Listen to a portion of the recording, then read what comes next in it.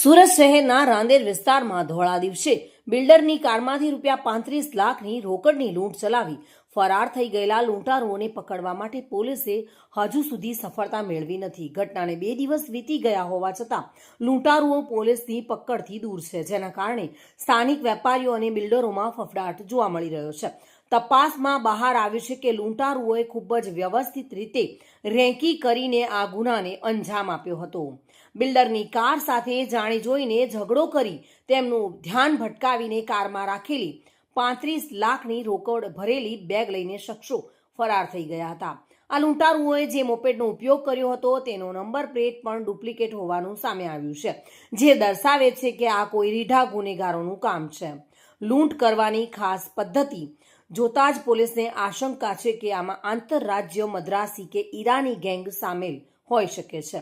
આ ગેંગ સામાન્ય રીતે લોકોનું ધ્યાન ભટકાવીને પંક્ચર પડ્યાનું બહાનું કાઢીને લૂંટ કરવા માટે જાણીતી છે.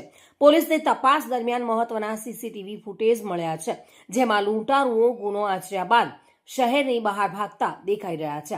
સુરત પોલીસની અલગ અલગ ટીમો અને ક્રાઇમ બ્રાન્ચ આ દિશામાં તપાસ કરી રહી છે. લૂંટારુઓ સુરત બહાર હોવાની પ્રબળ શક્યતાને જોતા અન્ય જિલ્લાઓની પોલીસને પણ સતર્ક કરવામાં આવી છે.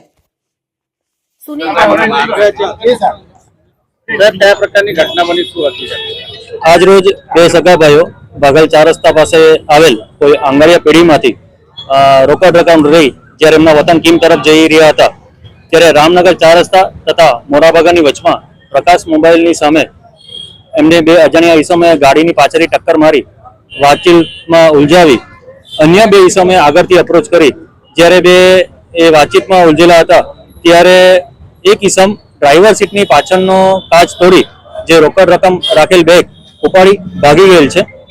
અત્યારે રાંદેર પોલીસની ટીમ તથા ક્રાઇમ બ્રાન્ચની ટીમ એને ટ્રેસ કરવામાં કાર્યરત છે. આરોપી કે ફરિયાદી બે સગા ભાઈઓ છે અને આરોપીમાં અત્યારે પ્રાથમિક દ્રષ્ટિએ જોતા સીસીટીવી ચેક કરતા 4 ઈસમો દેખાય છે અને 2 બાઇકો છે.